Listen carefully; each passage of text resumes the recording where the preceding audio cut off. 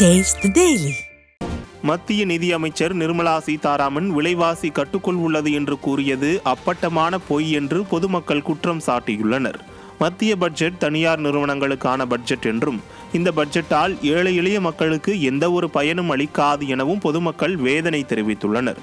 மேலும் மத்திய அரசு தமிழ்நாட்டு மக்களை வஞ்சித்துள்ளது எனவும் மத்திய அரசு நடுநிலையோடு செயல்படவில்லை எனவும் குற்றம் சாட்டியுள்ளனர். மேலும் அரசியலுக்காக நாட்டு மக்களை மத்திய அரசு ஏழ்மை நிலைக்கு தள்ள துணிந்துவிட்டது என்றும் பொதுமக்கள் விமர்சித்துள்ளனர். இன்னைக்கு இந்தியாவில் நிர்மலா சீதாராமன் பட்ஜெட் அறிவிப்பு வெளியிட்டிருக்கிறாங்க. அதில் பார்த்துட்டிங்கன்னா நம்ம தமிழ்நாட்டு சம்மந்தப்பட்ட ஒரு முன்னேற்ற பாதைக்கோ அல்லது ஒரு பட்ஜெட்டில் ஒரு ஏழை எளியவர்களுக்கு ஒரு தரமான ஒரு இது கிடைக்கிறதுக்கு உண்டான அறிவிப்பு வரல. பூரா தென் மாநிலங்களுக்கு, இந்த பீகார், ஒரிஷா இந்த மாதிரி பின்தங்கிய மாநிலங்களுக்கு தான் ஒரு வசதி வாய்ப்பான அறிவிப்பை வெளியிட்டிருக்கிறாங்க. தமிழ்நாட்டு மேன்மையடையவோ அல்லது நம்ம சிறுபான்மையினருக்கு உண்டான ஒரு பட்ஜெட் அது இல்லை. அதாவது இந்த பட்ஜெட் ஒரு தமிழக மக்களுக்கு ஒரு ஏமாற்றமான பட்ஜெட்டு, ஒரு ஏமாற்றக்கூடிய பட்ஜெட் தான் சொல்லி நாங்கள் நினைக்கிறோம். அதாவது விலைவாசி நீங்கள் குறைஞ்சிருக்குன்னு சொல்கிறீங்க. என்ன விலைவாசி குறைஞ்சிருக்கு? காய்கறி ஒன்றும் விலைவாசிலாம் ஒன்றும் குறையலையே. பெட்ரோல் விலை கூடியிருக்கு. ஏன் தமிழ்நாட்டில் பால் விலை கூட கூடியிருக்கு. மத்திய பட்ஜெட்டில் தமிழக மக்களுக்கு ஒரு ஏமாற்றப்பட்ட ஒரு பட்ஜெட் தான் நாங்களாம் ஏற்றுக்கொள்ள முடியாத ஒரு பட்ஜெட். இது என்ன சொல்கிறது, மக்களை ஏமாற்றிருக்காங்க, அவ்வளோதான்.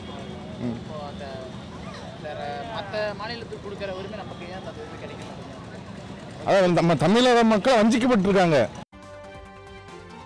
நடப்பு 2024-25 நிதியாண்டிற்கான முழு பட்ஜெட்டை மத்திய நிதியமைச்சர் வாசித்த போது தமிழ்நாடு, தமிழ் போன்ற வார்த்தைகள் ஒருமுறை கூட இடம்பெறவில்லை. வழக்கமாக பட்ஜெட் துவங்குவதற்கு முன் திருக்குறள் போன்ற இலக்கியங்கள் வாசிக்கப்படும். இந்நிலையில் 83 நிமிடங்களுக்கு வாசிக்கப்பட்ட பட்ஜெட் உரையில் தமிழகத்தின் வெள்ள பாதிப்புகளை தடுப்பதற்கோ நிவாரணம் வழங்குவதற்கோ எந்த நிதி ஒதுக்கீடும் அறிவிக்கவில்லை. மாறாக ஆந்திரா, பீகார், அசாம், உத்தரகாண்ட் மற்றும் இமாச்சல் மாநில வெள்ள பாதிப்புகளுக்கு சிறப்பு நிதி ஒதுக்கப்பட்டிருப்பது கண்டு பொதுமக்கள் பெரும் அதிர்ச்சி அடைந்தனர். இந்த பாரபட்சமான அறிவிப்பால் இந்தியாவில் உள்ள நாங்களும் வரி கட்டுகிறோம் என தமிழ்நாடு மக்கள் கேள்வி எழுப்பியுள்ளனர். தமிழ்நாட்டை பழிவாங்கும் இந்த போக்கு பொதுமக்கள் இடையே கடும் கொந்தளிப்பை ஏற்படுத்தி உள்ளது. மத்திய நிதியமைச்சர் தாக்கல் செய்யப்பட்ட பட்ஜெட் திருப்பூர் பின்னலாடை துறையினருக்கு ஏமாற்றம் அளிக்கும் விதத்தில் உள்ளதாக திருப்பூரை சார்ந்த தொழில்துறையினர் தெரிவித்துள்ளனர்.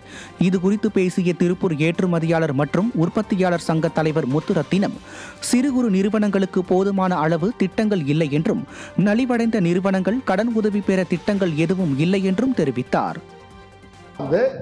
90% உள்ள எம்எஸ்எம்இ செக்டார், அதாவது இந்தியாவுடைய முதுகெலும்புங்கிறது சிறு குறு நடுத்தர தொழில். அந்த தொழிலுக்கு உண்டான பட்ஜெட் இல்லைங்கிற மாதிரி நாங்கள் ஃபீல் பண்ணுறோம். அந்த தொழிலை மீட்டெடுக்கிற மாதிரி எந்த பட்ஜெட்டும் இந்த பட்ஜெட்டில் வரல எங்களுக்குங்க. 50% இன்றைக்கி சிறு குறு நடுத்தர தொழில் பாதிச்சிருக்குதுங்க.